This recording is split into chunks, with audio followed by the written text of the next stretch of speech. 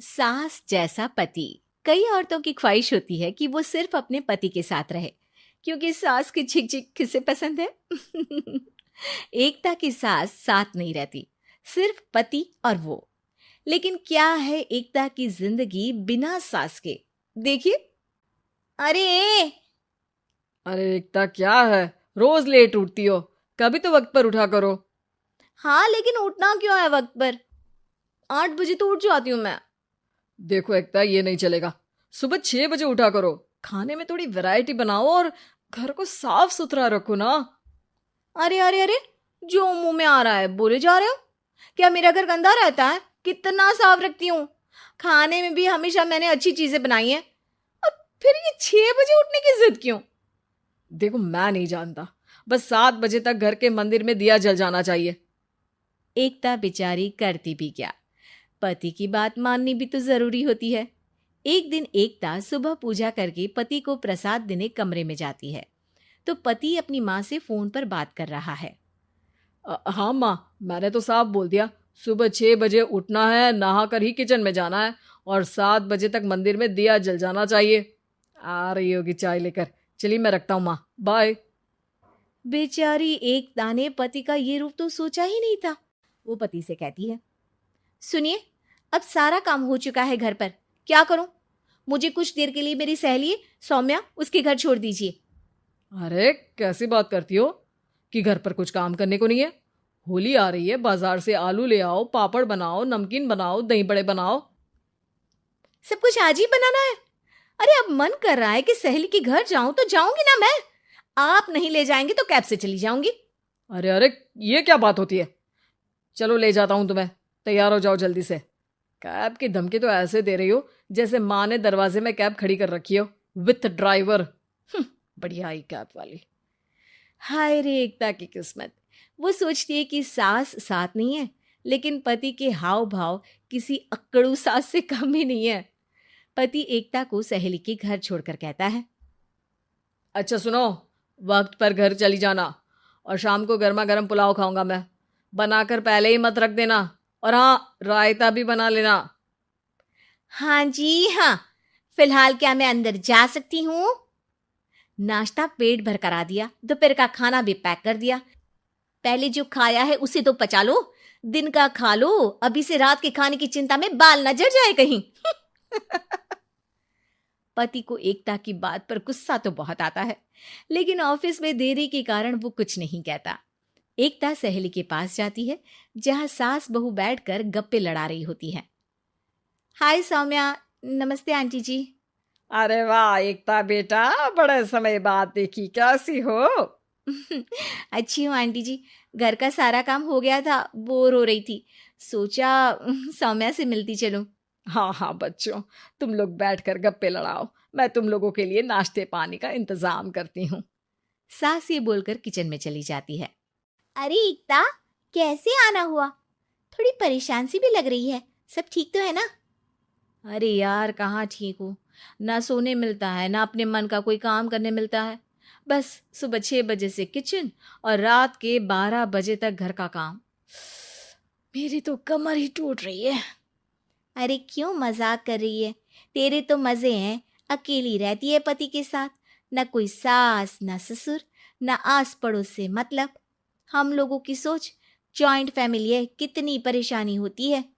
अरे रहने देना, वो तो दिख रहा है कि कितनी परेशान है तू। सास किचन का काम कर रही है और तू सहेली से गप्पे। ऐसा कहाँ होता है यार। हाँ वैसे तू बोल तो सही रही है। सुबह थोड़ा सा भी लेट हो जाए ना उठने में, तो मम्मी जी किचन संभाल लेती है। पति तो जाते वक्त उठाते हैं कभी कभी मुझे। पर मेरी छोड़, तू बता, सास साथ रहने आ गई है क्या, जो सुबह 6 बजे उठना पड़ता है? पति तो तेरा 10 बजे ऑफिस जाता है। 4 घंटा खाना बनाने में लग जाता है क्या तुझे एक लोगों का? अरे रहने देना यार, मेरा तो पति ही सास से कम नहीं है।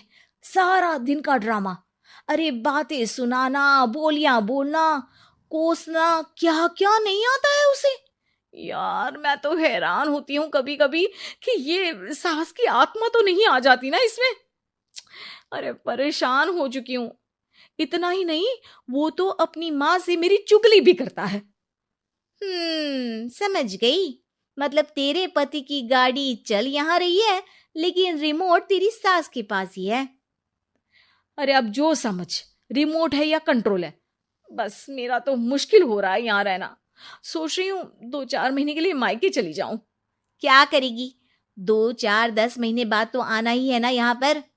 तो क्या करूं, तलाक दे दूं क्या? अरे ये कोई सोल्यूशन नहीं है। तू अपने पति को सुधार भी तो सकती है। कैसे कैसे सुधारूं?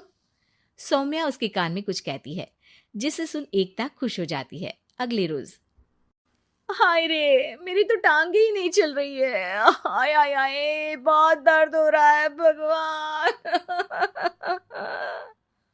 अरे क्या हुआ एकता, रुको मैं माँ से पूछता हूँ। लेकिन पति जैसे ही माँ से बात करके एकता के पास आता है। क्या नौटंकी है ये, क्यों रो रही हो? अरे कोशिश करो ना उठने की। ये काम से बचने के लिए जो नाटक है ना, बंद कर दो, वरना माँ आ जाएगी यहाँ पर। एकता की तो मानो मन मुराद पूरी हो गई। अरे हाँ हाँ, तो बुला लो ना उन्हें, जल्दी से बुला लो।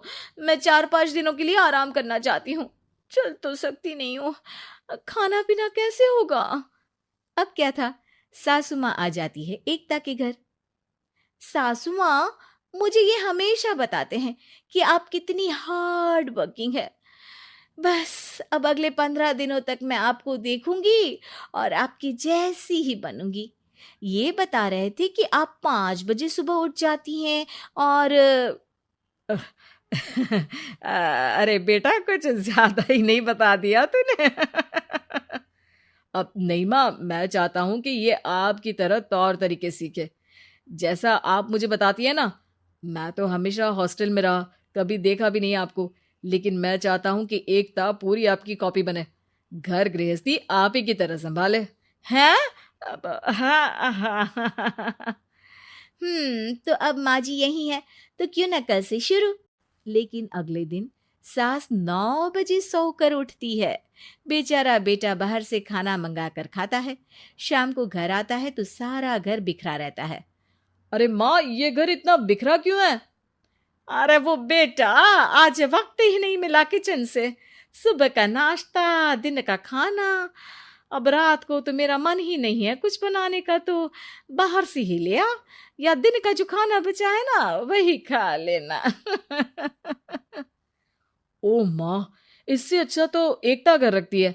भले ही आराम आराम से काम करती है, लेकिन आज तक मुझे बासी खाना नहीं खिलाया। खुद तो तुम 9 बजे उठी हो, वो तो फिर भी 8 बजे उठती थी। अरे बेटा, मेरे बस की नहीं है 8 बजे उठना, वो तो ना मैं झूठ बोल रही थी। मैं तो चली अपने घर। अरे कम से कम तेरे पापा मुझे सुबह की चाय खुद तो बना कर देते हैं ना। ना जी ना, मुझे नहीं रहना अपने बेटे के पास।